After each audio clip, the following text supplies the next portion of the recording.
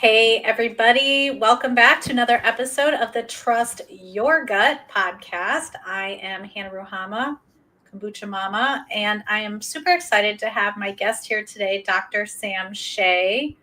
Welcome, Dr. Sam. We're so glad to have you here. Thanks. It's good to see you again. You too. And we met through the Mindshare Mastermind and took a class together on marketing and things like that. But why don't you tell people a little bit about your background and how you came to be interested in natural health? Sure. So if it started, the very first book I really read on natural health to solve my own issues was actually Dr. Jensen's Guide to Better Bowel Care. I still have that same copy with me. I read that when I was like 16 years old. And and because I was dealing with really, really bad digestive problems. I'm not afraid of talking about them without being gratuitous. So constipation, where for over 10 years I couldn't go except once every 3 to 5 days. And both my parents were medical doctors in the 80s and 90s, and they knew nothing about diet as it related to health. And both they and my pediatrician said it was, quote, normal. And I was very, very sickly when I was a kid. Lots of insomnia, depression, anxiety, video game addiction, sugar addiction, physical pain from the violence at school, lots of stress, and the constipation was really painful and really embarrassing and very like I felt like my body. I basically, through a combination of all these things, I had a very antagonistic relationship with my body. And my that book I read, one just completely opened my eyes to a whole other field of medicine called natural medicine. For those people that don't know, Dr. Bernard Jensen could be considered like the grandfather of naturopathy in the West. He wrote something like 60 books or something, and quite a character from people I know that worked with him. And he basically showed me how to take control of my health on my own terms, and how to really um, really focus on the bowel as like the primary thing for health and well-being, and not just well-being physically but also mentally and emotionally. And he and he had recommendations of like how to legit like get over constipation. And I just never had any sense of agency and power over my body, and yet he laid out a pathway. So that I got into natural health from that. And then from there, I continued on in my studies, did a glorified pre-med with extra anthropology and organic chemistry, and um, and then went on to become a chiropractor, and then later a functional neurologist, which is a kind of an extended version of um, chiropractic, but focuses on brain rehab. And then got an acupuncture degree when I lived in New Zealand, and then got very into functional genetics and functional medicine and testing, and then created several frameworks that now I use to help other people suffer less. And gut health is huge focus of the people that I serve. And I do I have like a master class on constipation, of just all the different things that I've learned over the years, even as early as back then when I was 16, of what to do about constipation. And then now we have the benefit of gut testing, and gut testing is really phenomenal because it can show. People talk about dysbiosis or probiotics, or it was, well, now you can actually test for these things. Mm. Like, how is your digestion? Do you have inflammation? Do you have antibodies to gluten that are ravaging your gut? Do you have markers for intestinal permeability? Do you have fungus, bacteria, protozoa, parasites, H. pylori, viruses? There's categories, about a half dozen categories of critters that can be hijacking your intestines and pretending it's Bandcamp and just making your gut really struggle.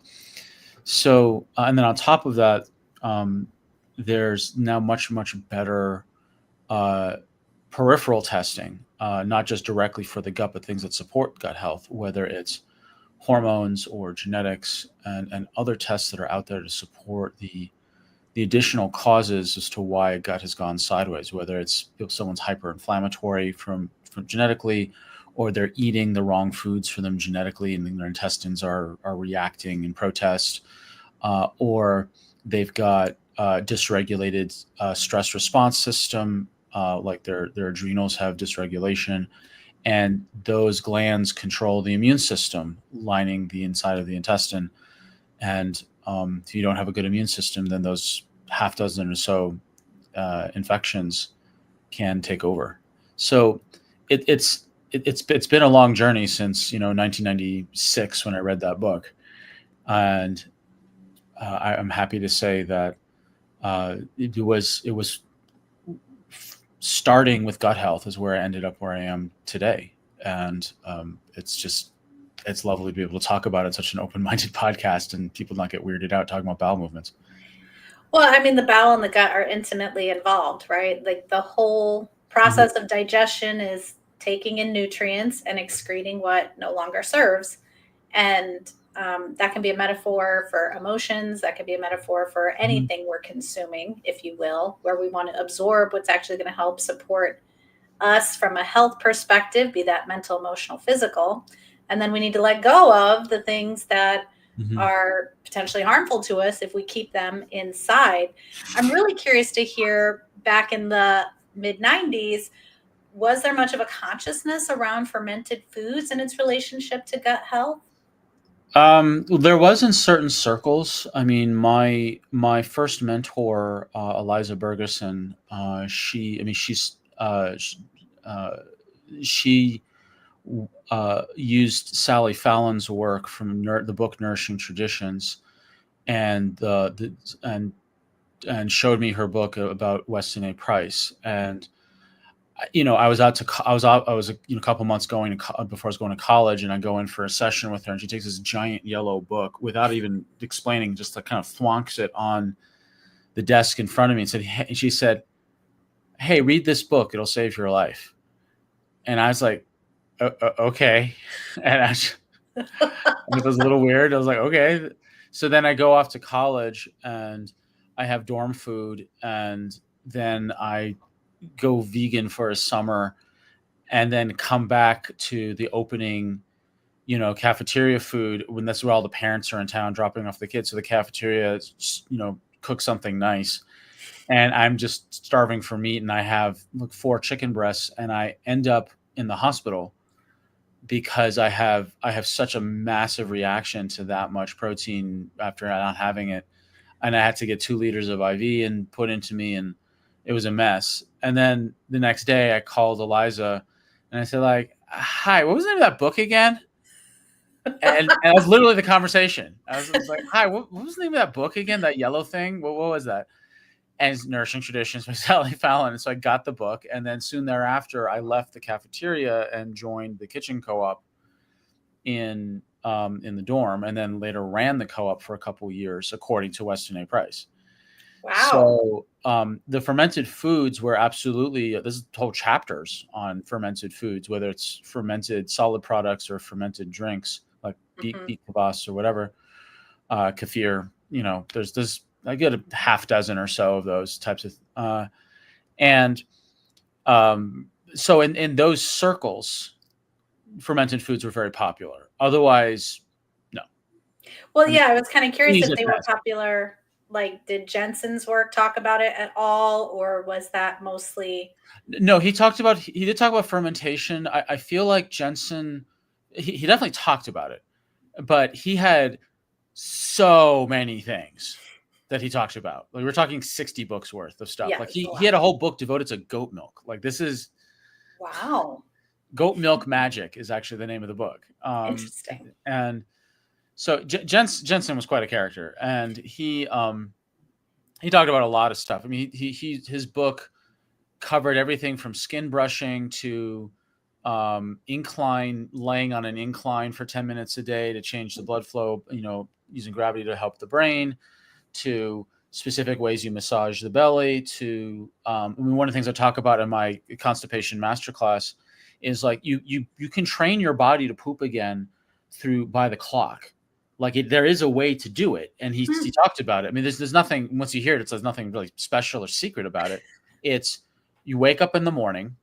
I'll give the first couple parts of the masterclass, Sure. so it's really practical. So first thing is, when you wake up in the morning, you drink warm, a quart of warm water, ideally with a tiny bit of salt in it. That helps the adrenal glands for other reasons. But I'll just careen into it for a little bit. So the zona glomerulosa is the outer layer of the adrenal glands, and it regulates mineral concentrations in the blood. So if you have some salted water in the morning, it can take the pressure off the adrenal glands, because the adrenal glands are already working really hard, consistently rising your cortisol levels to make sure that you have enough fuel in your blood at night when you're sleeping and not eating, that your brain stays alive. So if you have salted water, it removes some of the additional jobs of the adrenal glands by exogenously introducing some minerals. And it's assuming you have really good quality salt that's not loaded with microplastics and all the other things.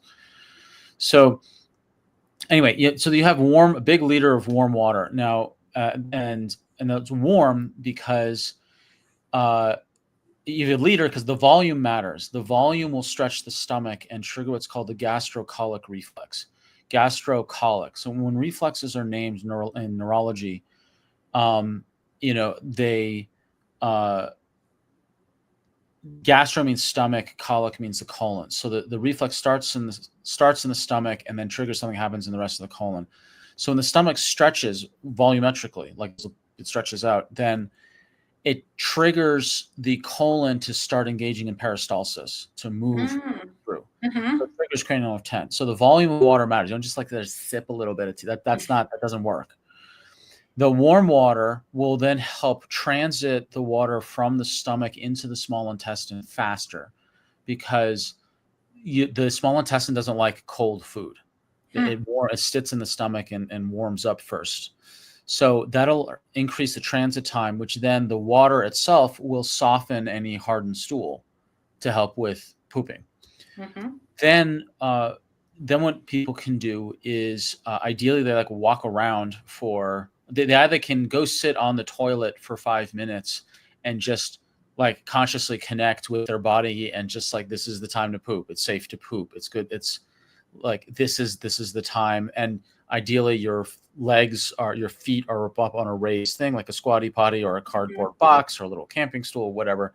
And that will help orient the bowel so that it's shaped more like a question mark, that there's because if you're standing, the bowel has corners or flexures, but if you're squatting, it basically shifts the orientation of the large intestine into a singular tube that doesn't have any corners poop has to bank around.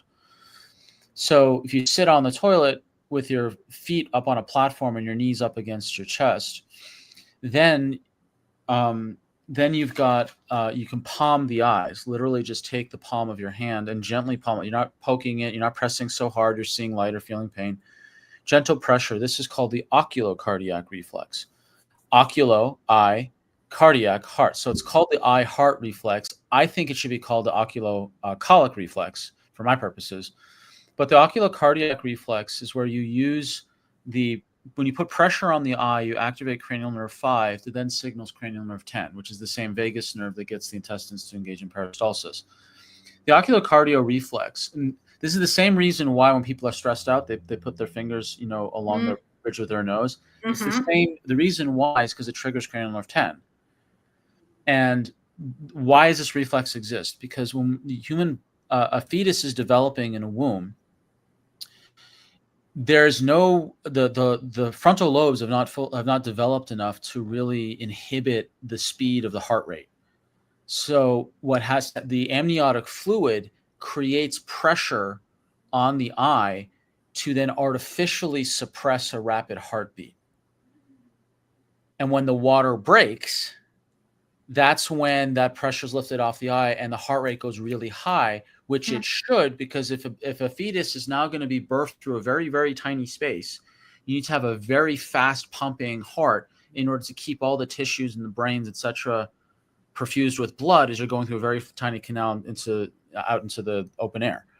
So the pressure on the eye is a holdover from fetal development that you can harness. Now, why is it called ocular cardiac? Is because we learned this in neurology lab.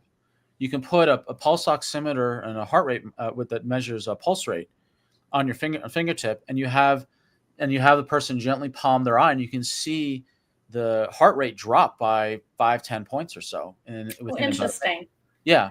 So would that be good for anyone who's experiencing an accelerated heart rate, just to help bring it down? So assuming there's not a something weird going on with the neurology, like if they didn't go down and it went up and there was something paradoxical, like it was diagnostic in a certain way that there's something weird going on and that there's something wrong with the circuitry. But if everything is working, then yes, you use that to calm down. I mean, you see people do this when they're stressed out, or like this. But there's actual neurology to back it up. So how do we leverage this when you're trying to poop? Well, if you drink your quart of water, which you stretch the stomach, what we're trying to do is stack as many different ways to mechanically and physically support and neurologically support the movement of a bowel. So you stack multiple reflexes together. You physically orient the colon by putting your knees up against your chest when something under your feet. The water will soften the stool. Then while you're palming, you can also hum gently. Humming is also cranial nerve 9 and 10. Well, I know it helps calm the nervous system, the vagus nerve, right? The vagus nerve engages in intestinal peristalsis. So whether you're humming the eye, cranial nerve 10, humming, cranial nerve 10, drinking the big quart of water to stretch the stomach, triggers cranial nerve 10. So we're stacking all of these different vagal things, and you can just sit on it, just do all of it at once. It looks dorky, but presumably no one's watching you. So I was going to say, if you're in the restroom and you hear someone humming, and you can't see their feet, so maybe one of the most hilarious quotes I ever got back from a client of mine that helped her with her constipation. And I can't believe I'm going to give you the non-curse version, but you can figure out what the curse version is when I say. It says, Dr. Shay, whenever I sit on the toilet, I now think of you. Aww. As opposed to the other version that involves a 4-letter. Sure. Yeah. So. What a great compliment! It's the best backhanded compliment I've ever gotten in my life.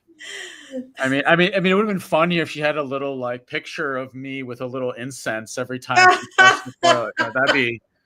That'd be funny and spooky. A little poopery, if you will. So then if you want one more, is one which is just for funsies. While you're palming the eye and humming, you can slowly move the eyes either up and down or side to side or in a clock. And slowly. You don't want to strain anything. But the reason why is because you're moving cranial nerve 3. The 4 of the 6 muscles of the eye are controlled by cranial nerve 3. And cranial nerve 3 will indirectly trigger the other parasympathetic nerves. 3, 7, 9, and 10 are the parasympathetic nerves of the skull. It will just add a little zhuzh on top of it. To me, it's the least important of it, but it's a little nudge extra. So now doing all of those things is real important. But what's, I think, the real genius that Dr. Jensen, he didn't teach any of that. He taught water, and he taught squatting, and he taught sitting on the toilet the same time for 5 minutes every day. He didn't know any of the neurology stuff, as far as not in the book that I read anyway. But the thing that was brilliant about what he suggested was you have the same routine where you go and you drink water, and then you sit on the toilet for 5 minutes. And even if you don't poop, you're relaxed. You're not frustrated with the body. You're just training the body. It's like you're training a dog. And just every day, just do it. Just every day, 5 minutes. Set a timer, and then eventually the body will be like, "Cool, this is poop time. It's poop time." And then later on, with all the extra neurology geeky stuff I learned in school, And they didn't teach it to use for constipation. I put that together simply because of my history from from the age 16 was the pivot point. I was like, cool, whatever I can do to help the vagal nerve get me to poop. Anyone else, let's do it.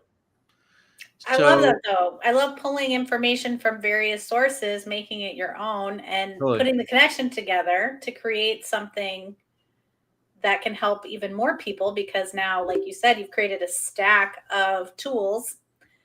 So if one isn't working, you have the others to help move the process along. And it sort of Absolutely. reminds me of, like, you envision a clogged tube, right? Well, plumbing doesn't have the benefit of being organic material that can then have a peristalsis effect to it. So you can imagine how that clogged pipe is never going to unclog just from pressure on the top. But by adding the pressure with the water, having it at the right temperature with a little mineral support, giving your body that routine time, plus, like you're saying, going into that squat, which throughout the world, especially the third world, still you'll see a lot of toilets are squat toilets. When I was in Taiwan, you go into a public toilet facility and you walk up onto a platform and you'd squat right over it. There was no toilet to sit on. I Right. remember that in France and in other places. So there's a lot of, right, humans have always understood that this is the way that you go poop, and it's been shifted by our innovations, which are convenient. I'm glad we're not in outhouses anymore. And they can be improved upon when we add those extra tools to them. And so, yeah, it is interesting how we're so ashamed to talk about poop when in fact it's one of the most important. Like, all of our excretions are so important for telling us what's going on in our bodies. And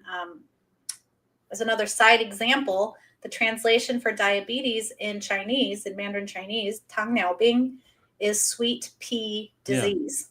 Because the sugar is being excreted through the urine, and doctors would taste your excretions, and that was how they would diagnose. They also, so when I was in my acupuncture training, the first written, the first documented cases in writing were in China of diabetes, and the diagnosis was not just tasting the urine, but they would actually collect the urine, pour it on the ground, and let it dry, and they'd watch the ants come to collect the sugar that was left over when the liquid evaporated.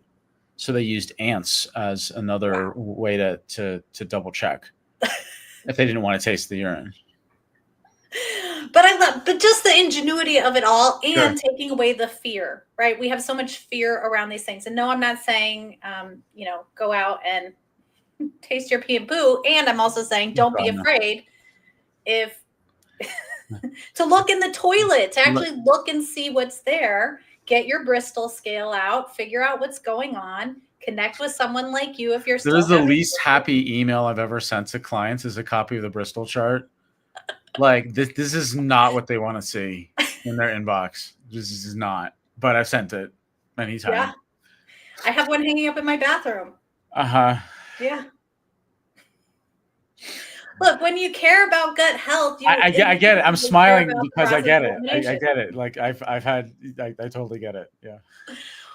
Well, and you're also a comedian. So how does this ever come up in your comedy? Are you? So my so I do stand-up comedy. Most of my comedy is actually advocacy for those of us on the spectrum.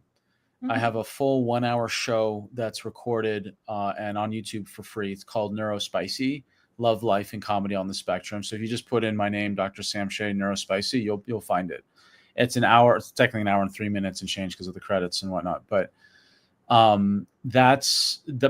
use comedy to bring shared reality and to bridge the distance between people on the spectrum and normies. And if your people are wondering, my style is observational. It's clean. It's witty.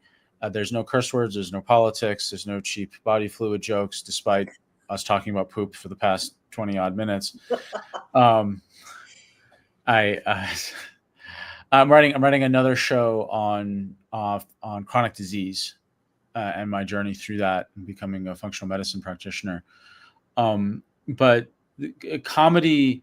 I got into comedy the same way I got into medicine, through tragedy.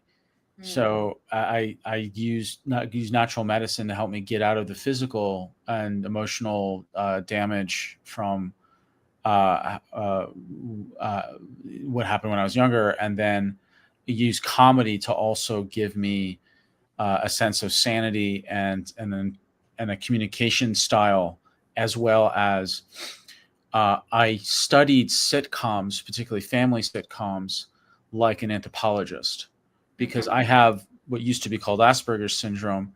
And so I wasn't really born with social software. So what comes to most people instinctually, I had to figure out algorithmically. And so with sitcoms or situational comedies, you have every actor has a specific archetype that they play consistently, and it's just played out in different situations. And then at the end of the half hour, then it resets back to the next episode. But it's the same type of phenomenon. And so I could learn archetypes and patterns by studying comedy, and also it was entertaining. And I also learned later that the comedy was a vector for truth and a way to share things in a way that were palatable. So The jester comes to mind, right? Whenever we're reading Shakespeare plays, it's the jester who's allowed to speak truth through humor, right, to offer that perspective. And comedy has always been used to reflect the challenges of tragedy, and some say too soon, but it's important, I think, for us to always have a sense of humor about these things, because about life, because the reality is we're all going to die, and there's no escaping that reality. But so many of us want to turn a blind eye to it and pretend it's not going to happen, and then end up not really enjoying our life as much as we could, because we're putting off this inevitable finality that's going to happen no matter what. And so by being able to embrace, look, I'm a Scorpio, so death, transformation, fermentation, I'm all about it. Go into the shadows, like, I should name the episode "Poop, Comedy, and Death." Like just but how to live, right? That's what we're teaching people, how to right. live. Is like, you don't have to be stuck with these diagnoses or in this pain, or being, in a body that you feel is antagonizing to your existence. That there are answers, there are ways to unlock this information. And it starts with a curious mind, and being able to do it with humor, of course, makes you a superhuman. So was there a specific, just out of curiosity, was there a specific sitcom character that you adapted as a persona, or was it not quite like that? Like, was there someone It who was wasn't like, oh, like I want to that. be like so and so? No, it wasn't like that. It was they were all external archetypes to me. There wasn't a singular person on a sitcom that I wanted to be like. I definitely had, because my father was de facto absentee. I definitely felt a longing towards more of the kind of father, like the really integrated fatherly um, or grandfatherly archetypes. I mean, this was outside my childhood, but many years later when I was watched Avatar, the cartoon Avatar: The Last Airbender, Uncle Iroh was really compelling as a father figure, and Zuko, his nephew, and just watching his character arc was also compelling about how he was wrestling with being um, literally scarred for life and also rejected quite roundly by his culture and his family, and the uh, the initial misguided attempts to recapture his family love and care, um, and then realizing that he had to strike out on his own and become not be trapped by the cultural demands of his lineage, but actually become a more evolved human being, even if that meant confronting his lineage directly. So, I Black mean, I would. sheep. All of us black sheep can resonate with that. I am Mhm. the truth speaker, and that isn't what people want to hear all the time. They don't want to. No, I call it the vinegar of truth, and that's why the that's where kombucha comedy resonates. is helpful. Is it's the delivery of truth can be at least a bit more palatable. Um, The teaspoon of sugar that helps the medicine go down. yeah, well, But sometimes back to fermented foods in your gut, you said when you were running the kitchen co-op that you started with some of those fermented foods. What was like the first one you tried? Was it beet So kvass the or? two, so the two that recipes I really love, I found making sauerkraut just a big pain in the butt. It was such a big pain in the butt to like chop A lot and of brine, shredding. Yeah. shredding and pounding, and like it was like this is not worth it. So beet kvass is probably the easiest out of all of them, but then the ginger carrot recipe, the Mm. fermented ginger carrots that Sally Fallon has, that was a real game changer. But you know, spoiler or rather pro tip, don't if you're gonna make ginger carrots in a glass mason jar, don't pound down with a wooden thing too hard, Or you'll break the jar. or you will break the jar and have a moment, have a delirious, delusional moment of maybe I can salvage this amongst the broken glass. Don't do it. Don't do it. Don't do it. Like this is one delirious Talk about moment of like tearing my holes in precious your carrots. Like digestive system. yeah. So yeah, that would be a hazard. Um yeah, so Well, beet so kvass. who are your ideal clients? Who are people who seek you out? Is it specifically people with gut digestive issues? Is it a whole range? Is it So it's autoimmune? it's a range, but I'll describe the primary issues people come see me for are they have indigestion or of some sort, whether it's constipation, diarrhea, they get bloated, gassy, they're not absorbing things properly, they have swaps between constipation, diarrhea, whatever it might be. People who are fatigued, brain fogged, unexplained stubborn weight gain, or puffy weight that's not calories but more like this water weight thing going on. And there's two kind of groups of people want to go from chronic to normal, and then people want to go from normal to optimal. Fortunately, functional medicine helps with both those. In terms of demographics, I help there's a couple core groups of people that seem to gravitate towards my practice. One are adults on the spectrum, from coachable teens and older, and keyword coachable. The next are parents of children on the spectrum, because their health matters too, and they burn out and have low resilience and have all sorts of issues. I'm not very well equipped to help children, but the adults, whether they're on the spectrum or the parents of those children on the spectrum. Then there's entrepreneurs who are either really stressed out and burnt out, or these are the more biohackery, want to become optimal folk. And then there's women, typically 30 to 60 or plus or minus, that just go through so many different transitions in that 30-year window, whether it's hormonal, digestive, relational, physical, whatever it might be. And the people that come to see me, what they come to see me for is I have a system called the neuroharmony method, which is a method that combines an outside-in lens from lifestyle analysis and an inside-out lens through lab analysis. So if you're going to work with any practitioner, make sure that there is a system for lifestyle analysis and a system for lab analysis. And what I'm known for in the functional medicine world is the ability to navigate multiple different types of labs simultaneously. Gut, hormone, genetics, mitochondria, liver, Lyme, mold, environmental toxins, blood sugars, amino acids, fatty acids, whatever. I mean, I've got, I don't know, 200 videos on YouTube at this point, on various health related podcasts, summits, interviews, my own stuff, whatever. And that's what people come to see me because they want someone who understands what it's like to have struggled with their physical health in a meaningful, formative way for over a decade, and that they can navigate the data. People come to see me because they know they're going to get a data-driven pathway, and I just it's being on the spectrum, it happens to align quite perfectly with being data-driven. So here we are. That sounds really awesome.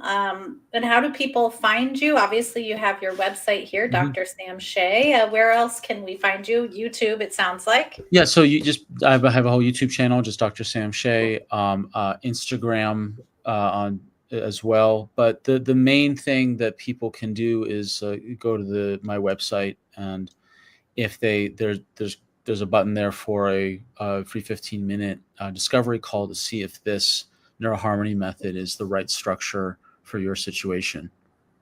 That's great. Mhm. This is such a fun conversation, and I would love to dive deeper on many more topics with Mhm. you because obviously you approach them with humor and levity and a lot of information. And like, I'm a word nerd, so I love we're going cranial optical. And then I'm like, colic. So, wait, when babies have colic, it's just related to their colon? Mm. Another discussion for another time.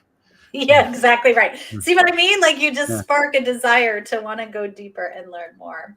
Well, it's just been fantastic chatting with you today, and I love your suggestions. So anyone who is struggling with constipation or being regular, you've given us some wonderful tips. Sounds like you have a master class. Is that a free class that's available for folks? So it's available if people have the link. So if people follow, I think you have a process set up. So it'll be a gift for people that Yes. that follow me, and I also have got a website to get free lifestyle nutrition 3-day guidelines, and they can get them the masterclass that way as well. Great. Well, we'll be sure to share all that info in the show notes. Obviously, today we were live, but when we get it out there, we'll let everyone know how they can connect with you and how to get access to these wonderful assets. Okay. Well, great to chat with you, Hannah. Thanks so much. You too, Sam. We'll see you next time. Thank you. Bye.